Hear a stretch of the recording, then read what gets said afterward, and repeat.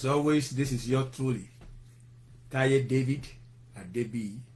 I am so grateful for the time that you guys are spending with me, and especially the views and the comments. I am grateful. Thank you so much. We are going to discuss this in detail, but I just want us to grasp this power concept. The power was given to man to choose to love God first. The power was given to man to choose to love God first. Because it takes the will, the power of the will is the act of love. Love is not an emotion. Love is a decision.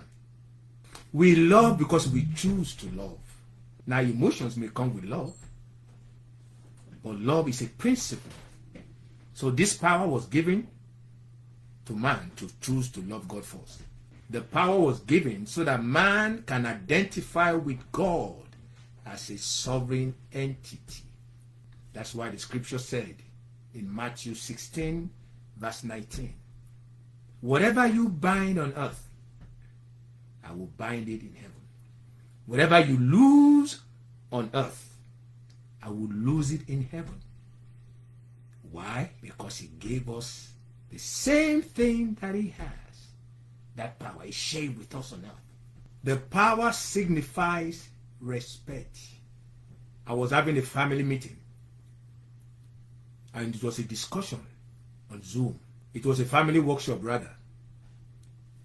And a single mother said that she disciplined her son by beating him. And I said, well, the scripture said we should do that. And then I asked, I said, when you discipline him, did you connect that discipline with his will? And the woman said, his will?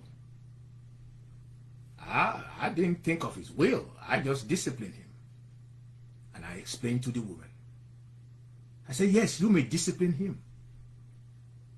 I said, discipline is not complete until you teach your son how to nurture the love that is already in him. I said, what you should have done was connect the discipline to his will. And I hope parents and grandparents will hear this. That's why our children, when they're 18 years old, when they get to college, they begin to act crazy. Especially in the Christian home. Because we discipline them without nurturing their will, their power to choose to obey. Even God himself doesn't force us to obey him. And unfortunately, our parents and grandparents, they didn't have this information. So this is not an attack statement. We're just sharing what we have missed. Over the years, we have to discipline our children. First thing they have to understand is that they have a will. And that will is designed to let them know they have power to choose. And with the woman, I explained to her, was to explain to the son, son, when mother or father suggests this to you to do, it's not for me, it's for you. And your obedience to the principle that we ask you to obey shows that you love yourself.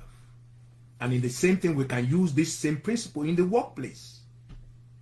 If you're a supervisor, if you're a pastor now, or CEO, or even a husband, how do you nurture your home?